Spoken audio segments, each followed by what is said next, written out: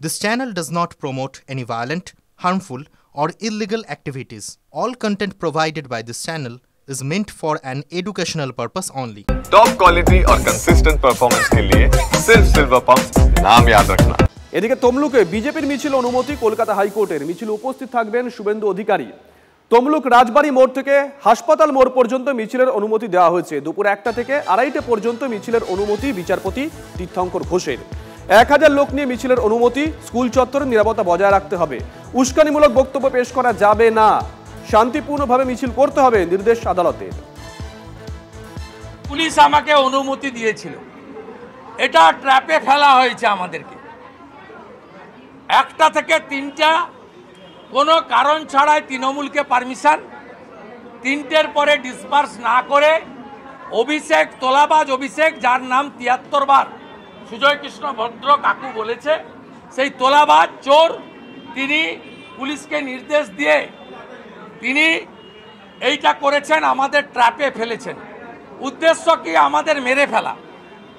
26-এর আগে পথের কাঁটা সরিয়ে দেওয়া।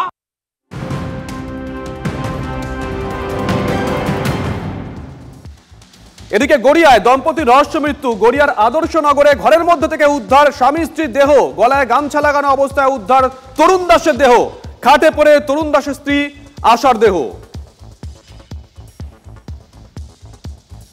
ওরা এসে খাওয়া দাওয়া করলো হাসি খুশি ভাবে। তারপর ছেলের বউটা এই ঘরে চলে এসছে। এই ঘরে মাসিমা থাকে। ওরা 2 বোনে ভাড়া থাকে আমার বাড়িতে। তারপরে ওরা স্বামী স্ত্রী দুজনে ওই ঘরে ছিল। তারপরে তার একটা ছেলে, বাচ্চা ছেলে স্কুল থেকে এসে গিয়ে দরজাটা খুলে দেখতে যে মেশো ওই অবস্থা। ছুটে এসে ওর মার কাছে বলতেছে, বলো মা এই দেখবে আসো। আর আমি বলছি কী হয়েছে কী হয়েছে, আমি কিন্তু এখানে দাঁড়িয়ে আছি। তারপর গিয়ে দেখি যে ওই অবস্থা। কিন্তু দুজনের উদ্ধার হয়েছে না একজনের উদ্ধার? দুজনেই শেষ,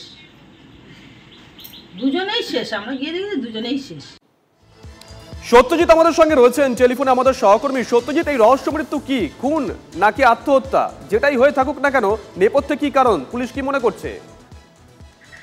দেখো, গড়িয়ার এই আদর্শনগরের ঘটনায় এলাকায় যথেষ্ট চাঞ্চল্য ছড়িয়েছে। কারণ পুলিশের থেকে আমরা যতটুকু জানতে পাচ্ছি যে এই মৃতদেহর যে অবস্থান ছিল, একজনের ঝুলন্ত অবস্থায় এবং তার স্ত্রীর আশা দাসের তার অবস্থান যেটা ছিল যে সে বিছানার ওপরে সে পড়ে রয়েছে, এরকম অবস্থায় পুলিশ তাকে উদ্ধার করেছে এবং তার মুখ এবং নাক দিয়ে রক্ত বেরোচ্ছিল সেই অবস্থায়।